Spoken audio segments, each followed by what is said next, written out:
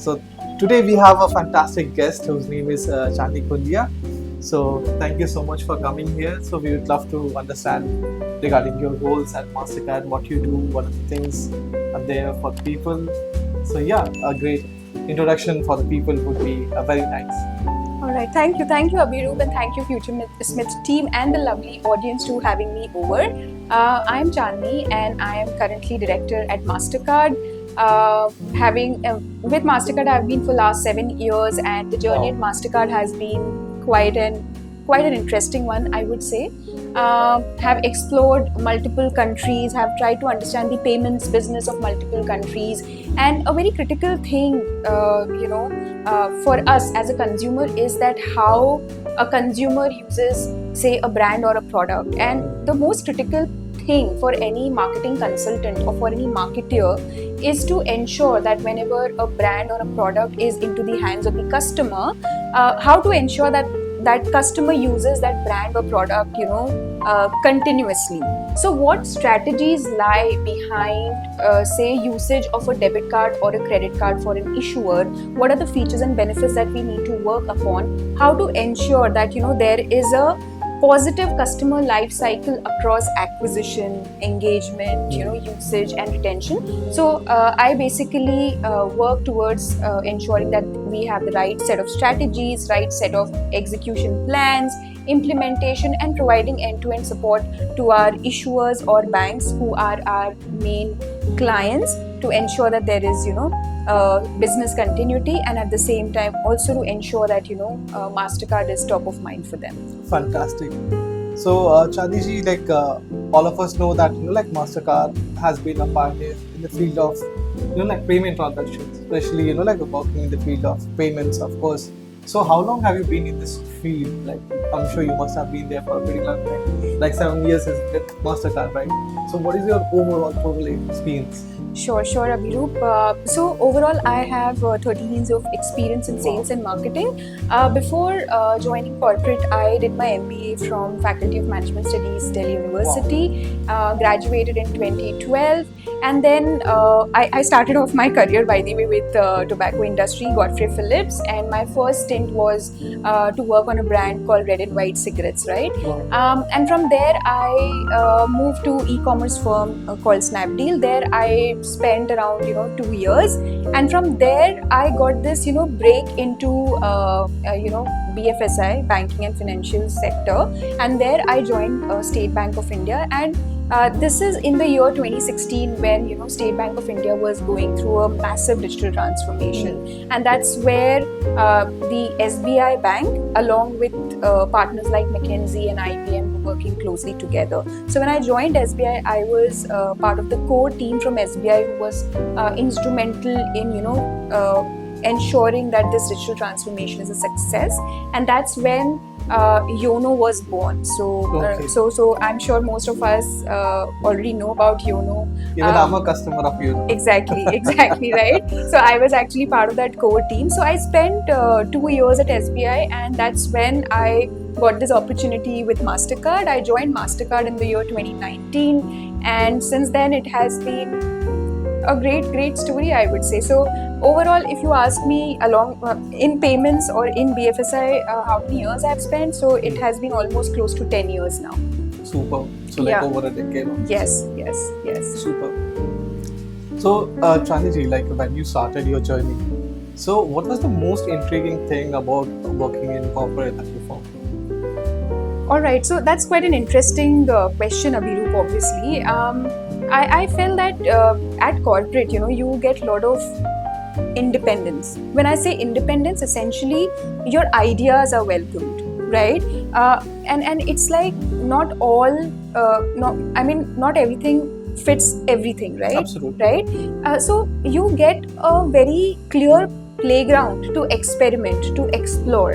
And corporate, I felt, is something also goes with my ethos, in the sense that I have been actually bestowed with some of the great mentors at each organization, specifically at Mastercard, where they've welcomed my ideas, given me full freedom. Of course, there have been a lot of days which have been extremely rigorous, but then I believe that all that really shapes an individual into a great human being, into a great professional, I would say. So in a nutshell, I would say that corporate gives you a lot of independence. It is basically a ground where your ideas are welcomed without any prejudices or without any I would say past background, I would say. Okay. Yeah. So let's say if somebody who wants to start their journey, like as a student, as a professional who's working in a different field, and they want to come into the corporate field and work with the big major giants. Yeah. So what are the things that they need to look into or they need to nurture within themselves? Okay, so everyone out there, right? Yes. The most critical thing is your skill sets, right? Skill sets, if you have, there is no looking back. So nurturing your skill sets well, having the right set of skills, right? That's number one. Number two, there are people who do have a lot of skill sets, but then are they hardworking or they are very casual in their attitude? So if you are casual in your attitude and you're not hardworking enough, no matter how much skill set, how strong your skill set is, that will always be a sort of detrimental in your journey. Yeah. So I do believe that having right set of skill sets along with that thing to go that extra mile. Exactly. And not having that casual attitude. Exactly. Like hard work pays off, like very huge. So everybody should be working really hard towards their goals, and whatever path they choose, it's very important to be on it for a bit. And Abhirup, one more thing, while you may have skill sets, you may be hardworking, but at the same time, having that discerning eye for identifying the right set of opportunities which will let you grow. Absolutely.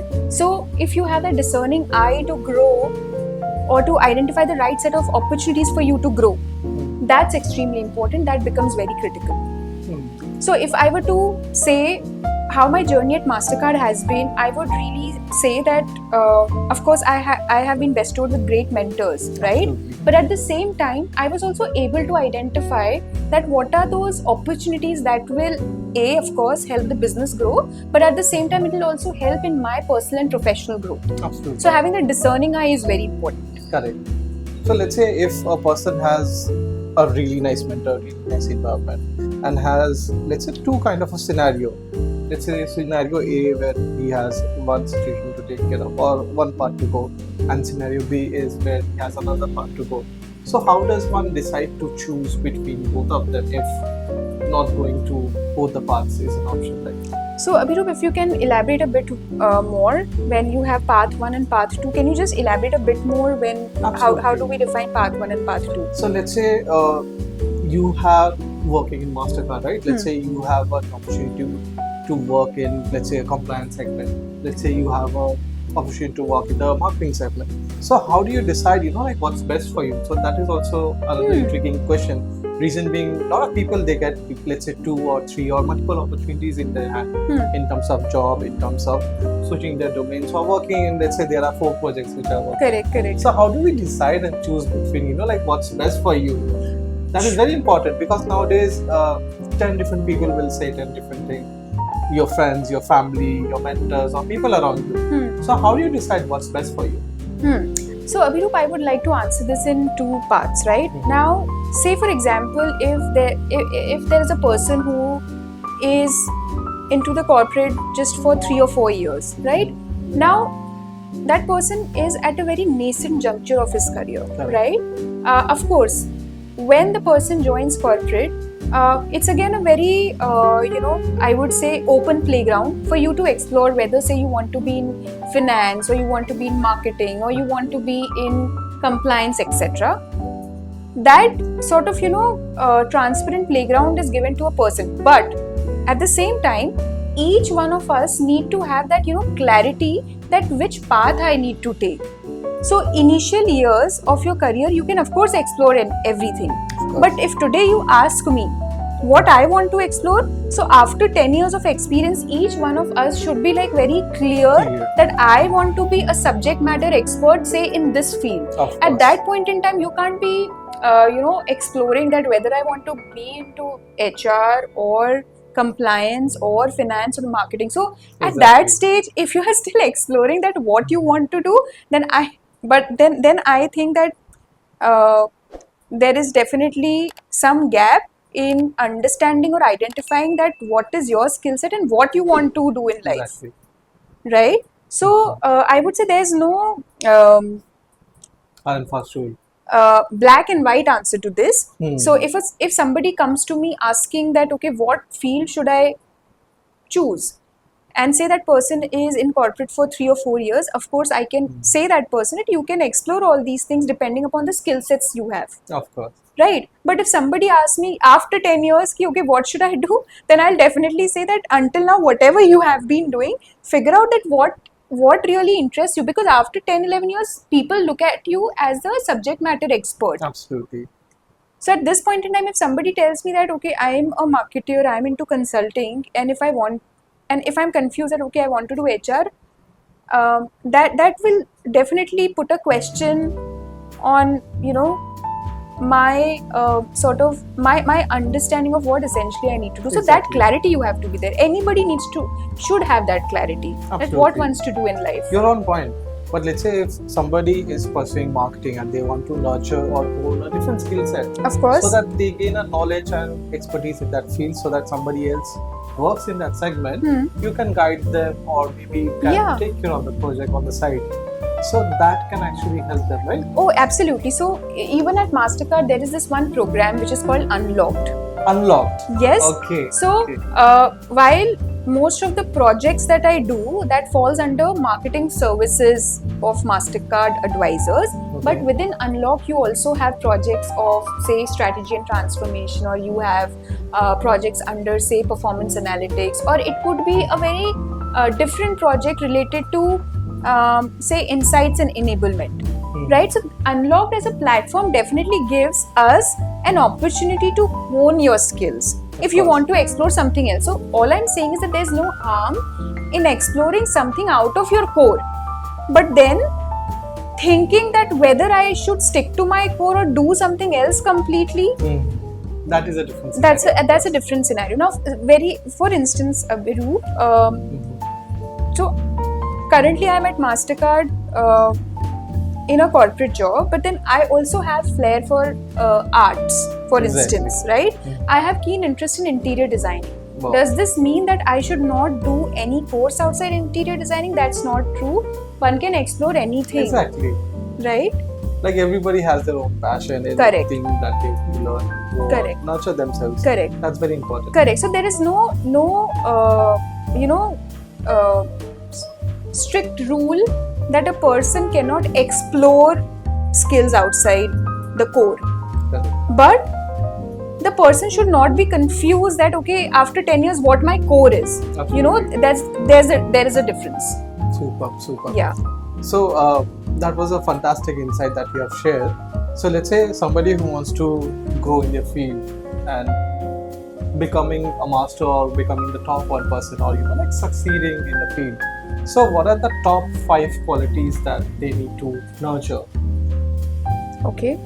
I would say a good sense of humor. Good sense of humor. Yeah. Exactly. Second is good networking skills. Networking is very important. Third is, I would say, good communication skills, because say what you mean, be very clear, be very sharp in what you speak. By sharp I mean not sharp, but being very clear. Absolutely. Right? That's what the third one is. Fourth, I would say, of course, a strong domain skill set is a must, right? Because as you grow up, right, you definitely don't get into the execution of the bit, but then people who are just new in that particular field look up to you as a leader, that okay, my leader will guide me. Exactly. Right? True. So that's very important, that you really need to have very strong domain skill set, and you have to be constantly upskilling yourself, upgrading your knowledge in that field, no matter how good you are at it, right? And the fifth one, I would say empathy. Empathy. That's extremely important, because as a leader, it's very important for us to understand that ultimately we all are human beings, right? Yes. And while in corporate, at work, we all are driving businesses, but at the same time it's critical and extremely important for us to know how the other person feels. Absolutely. Right? And it's very important as a leader for me to give a very comfortable environment to my team members, for instance. Correct. Right? So empathy, I believe, is also one of the most important quality which a leader should have. Absolutely. And all the points that you have mentioned, I believe each single one of them is extremely crucial. Yeah. And we all know that your net worth is your net worth, right? Yeah. So you should be more connected with the people in your industry or around your industry who can actually help you grow and becoming the best version of yourself. So, Chandni ji, like, what are the books or what are the things that you were very interested during your childhood days and coming of age? Like, आप क्या पढ़ने में आपको like ज़्यादा interest था? Okay, so Abhirup, I actually love reading self-help genre books, which is quite boring. I'm sure a lot of people coming to podcast would be saying, we love reading management books. No, that's not boring. Like, everybody has their own choice and opinion. Okay. Like, I used to read a lot of comics. So I was very fond of, like reading Chacha Chaudhary or other Mandrake or those kind of things. Nagaraj was there. So everybody has their own choice in that. Yeah. So I love reading self-help genre, but then of late I have started liking, books around, I would say, how do I put that? Like autobiography of a yogi. Okay. Right? So those kind of books really interest me. I just want to understand like how life looks like and how I can be a better person, and what are some of the learnings that I can grasp from it. So that's one book which I'm currently reading. But then I also read a book around story of Sita, of Draupadi. So Forest of Enchantment was predominantly on Sita, and then the Palace of Illusions was on Draupadi. So and then I also read this 100 Puranic Tales by Satyarth Nayak, and then I read this very interesting book, by the way, Before the Coffee Gets Cold. Okay. It's by a Japanese author, and I'm unable to recollect the name of the author. I'm so sorry about that, but it's a very beautiful book. I would highly recommend that book to each one of us, and it has some really beautiful lessons. Okay. Right? It's very thin, but it's really very deep. So I really love that book. Somebody gifted it to me on my birthday, and it's really beautiful. So Before the Coffee Gets Cold. Fantastic. I'm sure like a lot of viewers would love to read that book and gain some knowledge and actually implement them in their lives. Super. So let's say since we are talking about MasterCard and payment vertical, so as we all know, pandemic hit very huge in the market. Transactions were there, and of course before pandemic hit, there was demonetization. So how did MasterCard cope up during that scenario, especially with implementation of UPI and other different things? So what are the different things that you did differently in order to adapt and gain a larger market share globally?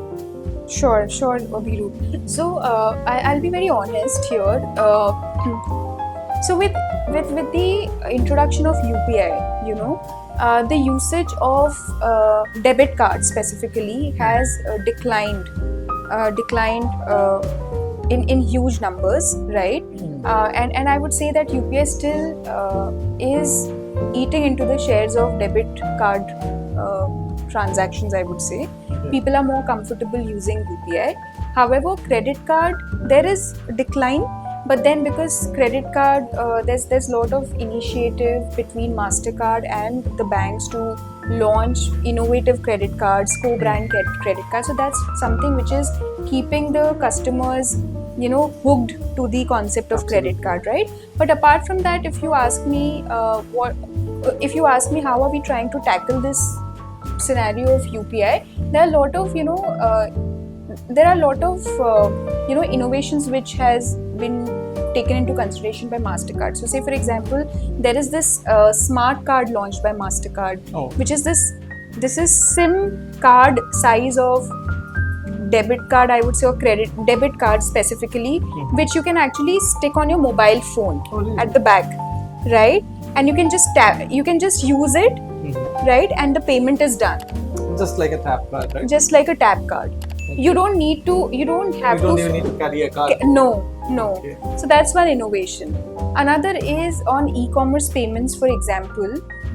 While you still need to have a debit or credit card, but then there's something called Mastercard Secure Code, which is not, I would say, directly eating into the shares of UPI, but that actually provides some sort of, quicker Authentication. technology and authentication, two-factor authentication in ensuring that the transaction goes right. And then there are a lot of other areas in which Mastercard is sort of working in order to tap UPI. But I would say that UPI is an amazing Absolutely. use case. And so I was in a meeting with a client of Indonesia, and this was, I think, 3-4 years back. Okay. And they were like quite intrigued to know about how the digitalization and how this entire financial I would say innovation that has happened in India. They were quite intrigued and interested to know how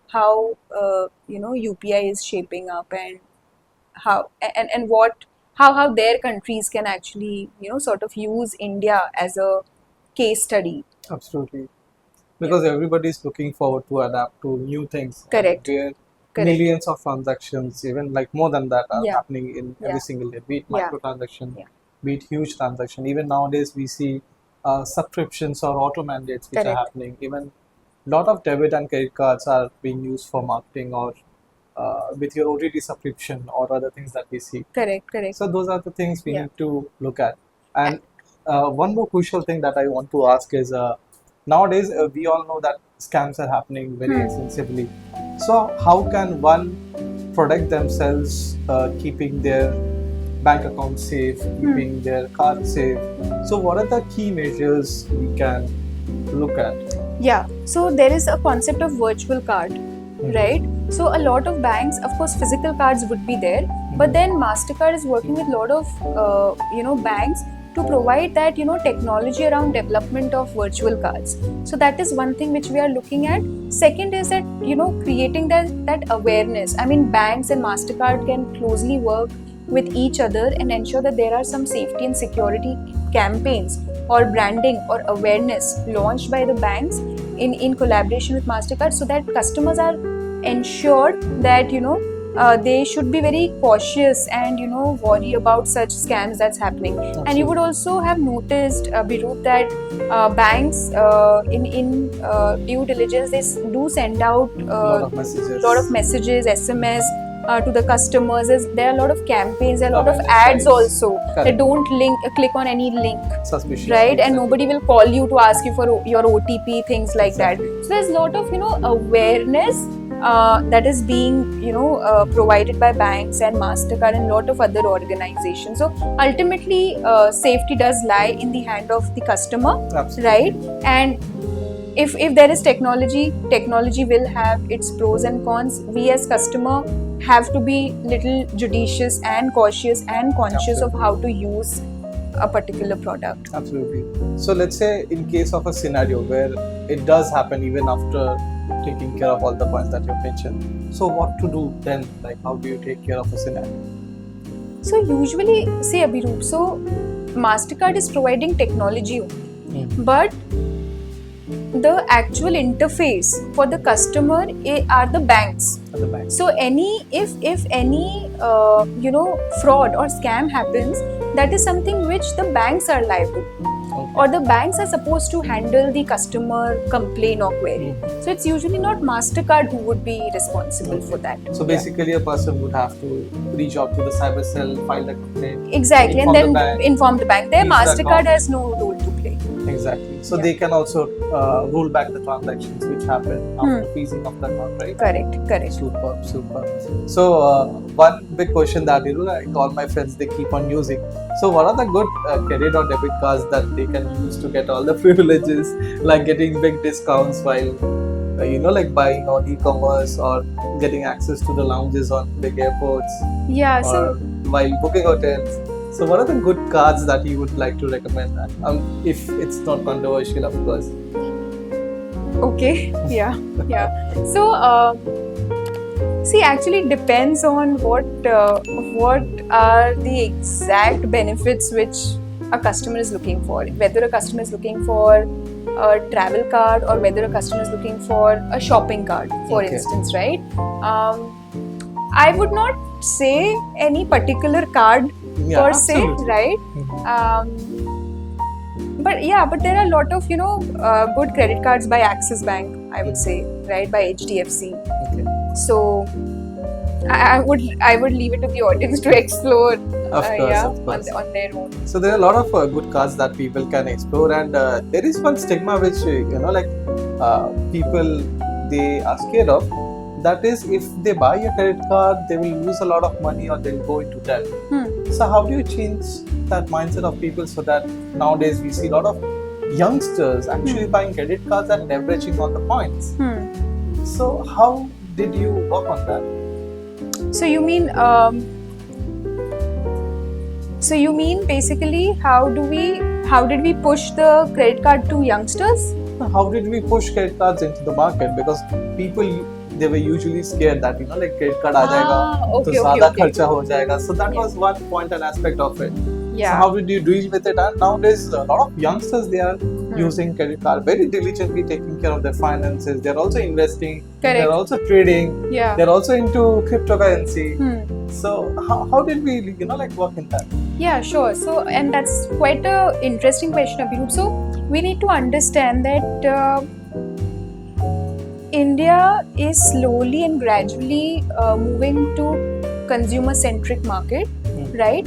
And I would say that capitalism is something which is catching up, right? I would also say that the disposable incomes have increased, and so are the lifestyle has evolved. I would say people so the lifestyle has evolved significantly, and at the same time the easy finance option, the credit card option is something which is actually available so easily that it does give a sort of comfort to the customers that okay, we can also afford a better lifestyle. Absolutely. Right? So that on that note, I would say that the youngsters, and you rightly said that youngsters are like extremely cautious, especially the Gen Zs. I would say they're extremely conscious and cautious of their spending behavior, but at the same time they're also mindful that they don't want to sort of cut on their style of living. Absolutely. Right. Absolutely. So yeah, I mean, I would say that it very much, or I would say there's a lot of awareness about how one should use credit card, what are the features and benefits of the card, how they can actually make the most of the reward points that they use, right? Which was not there at our time. And this I'm talking about 10-15 years back when credit card was there, but whether there was awareness of the features and benefits and how to and what are the do's and don'ts of using a credit card, this was not very easily available. Absolutely. Now with the information so readily available and with this AI, chat GPT, you put a prompt and you get such relevant answers. Absolutely. All these things have definitely influenced the decision making behavior among customers on how to use credit card, when to use credit card, what kind of credit card to be used, how can I reap the maximum benefit of a credit card. So I would say information has played a major role. Absolutely. Second, the consumer centricity that is catching up in India and to some extent the capitalism that is catching up in India, that has also sort of drove the need to upgrade lifestyle. Yeah. And third, I would say that the customers have become extremely intelligent. Absolutely. And yeah, so this is pretty much there. Superb. So now that you have mentioned AI, everybody wants to be part of using AI in the best way possible for them. So what are the different ways and means that you're using AI at Mastercard? You know, like in terms of growing your business or implementing in the field of marketing or doing research. Like, how are you using AI? Sure.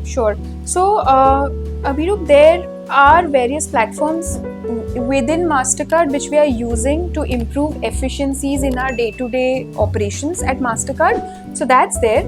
Apart from that, there is sort of research also going on what's happening within artificial intelligence and how we can actually improve our services and capabilities. So I'll give you one very simple example. So I basically lead a business within Mastercard Advisors, which is marketing services, right? Now, what essentially marketing services helps, or how is it different from other consulting firms, is that, say for example, if and most of my clients are banks across the globe, right? Absolutely. And Mastercard is rich in data. Okay, so we do have data of our clients to understand how their portfolio is growing. When I say portfolio is growing, how the card spends look like, right? Where the customers are spending much. We don't have the PII data, but we do have at portfolio level how the average spends look like and where the maximum spend is happening. What are those industries, categories, etc. Right? So through this, we actually help the issuers or our clients, which are banks, to design some consumer campaigns which will ensure that the customer or the end card holder is using the card regularly and effectively, right? So like any other product or brand, there's something called customer life cycle. Okay, so we provide our services on strategy and implementation for card holders to our issuers across acquisition, I would say engagement, usage and retention. Now and the reason why I'm telling you this is, so within marketing services there are various products that fall under, there are various consulting products that fall under acquisition, engagement, usage and retention. So we did a small research on how AI in marketing is shaping up. Oh wow. Okay, right? And what are various things which other, say, competitive organizations or say FMCG or say insurance companies are doing in the space of AI in order to ramp up their marketing capabilities. So this research actually helped us understand that within our marketing services, how we can actually ramp up our marketing services products. Absolutely. Right? And there we found out that within acquisition there is this one white space that we see, and this is where we can actually sort of implement AI in order to improve our services to the issuer or to the client. So this is one example that I've given you on how Mastercard is actually working towards developing some platforms of AI, improving the payment network, improving our capabilities and services of consulting to the clients, and also improving the day-to-day business continuity for Mastercard employees. So these are some of the areas where Mastercard is heavily investing. Fantastic. We have had some amazing insights from you regarding like how Mastercard is changing and evolving for the good, and how AI is into there. What are the things we need to take care of, especially if a scam happens or a fraud happens, or how we can leverage a card in the best way possible. So let's say you have also mentioned some fantastic books to us. So let's say in terms of growing and nurturing ourselves so that we can join such big major organizations. So what does it take to be a part of Mastercard? Oh, that's an interesting question. It's your prior work experience, I would say, right? And say if you are a fresher, then of course your skill set. So say for example, if you are applying for a job of performance analytics. Okay. So how good a coder you are, how good you are in SQL, for example, right? Or Hadoop, or there are various platforms which performance analytics guys use, right? So that is there. Say for example, if you are applying for a strategy and transformation role, so how good you are in developing the go-to-market strategies. Hmm. So essentially, I would say not just MasterCard, but for any organization, your skill sets, your domain skill set, your knowledge for that particular, function is extremely critical. And at the same time, and I would say that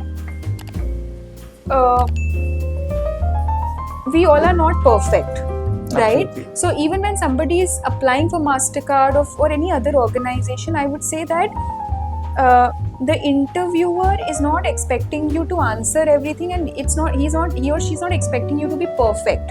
Absolutely. But what we essentially look at is the approach that a person may have, the genuinity, I would say, the willingness to learn, Absolutely. right? And how well is he able to contribute to the organization?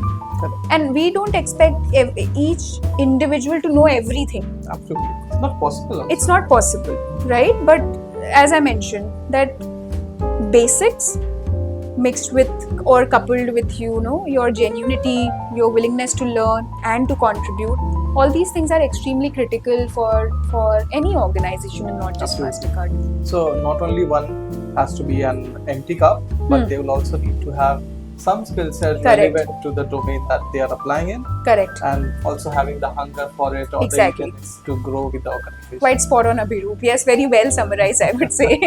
Fantastic. So Chandiji, we had pretty good time with you over here today. So Thank you. let's say we had a fantastic session today, and I hope you had as well. Absolutely. So let's say, in order to wrap it up, we can mention, let's say, if you had some generic advice for the people who are growing, let's say people who are studying in college, people who are studying as students, or people who are just started in the field of their domain. So what would your suggestion for those people would be? I would say just stick to your roots, right? Keep trying, and also remember that failure is part of Usually. journey. So if at all there are any hindrances coming in your way, never get disheartened, because that's just a way to get you somewhere, right? So I would say go with the flow, give your best shot, be honest. There should be hunger to grow and to learn, and never be afraid of failures is Absolutely. all I would say. Absolutely. And one should always keep on trying, because if you Yes. don't try, the answer is always no. Yeah. So what are you waiting for? Just go hit that apply button on LinkedIn Job or any other platform that you're looking forward to. Kya pata, you might just get that opportunity or that role, and who knows, she might be your next boss. So thank you so much everyone for joining in. Stay tuned. We'll be back again with such amazing and intriguing session. Thank you so much, Anishi, for having here today, especially for your valuable and crucial time. Thank you, Abhiroop. Thank you, Future Smith team, and the entire lovely audience for having me over. It was wonderful interacting with you, Abhiroop. Absolutely. Right? It was And it was really amazing and fantastic experience, I would say, and all the best to everyone. Just remember that this is just a start, this is just a beginning, and keep trying, never get disheartened. There is no dearth of opportunities, I would say, and if you keep trying, if you're honest, if you're true to your roots and your basics, nothing can stop you. super. Yeah. Thank you so much, Anishi. Thank you, everyone. Thank Bye. you. Bye bye.